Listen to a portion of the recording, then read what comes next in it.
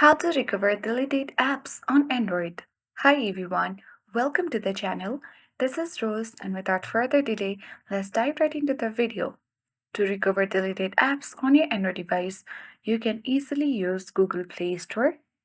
For that, you need to locate Google Play Store on your home screen. Now tap to launch it.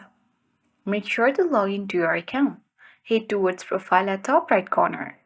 A new box will appear on your device. Select Manage Apps and Device option. You will land on this overview page of Manage Apps and Device. Simply you need to select Manage option next to Overview. These are all your installed application on your Android phone. In order to recover deleted apps, simply tap on Install button. Here you will see different option.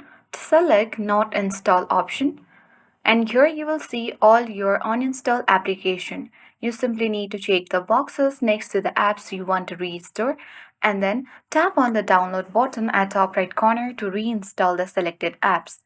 Right now I don't want to recover any deleted apps, but if you wish to, you can tap on download icon and download it. And if you are looking to recover deleted games, there is a separate games tab where you can restore them as well. So that is how we can recover deleted apps on your Android phone. I hope this guide was helpful.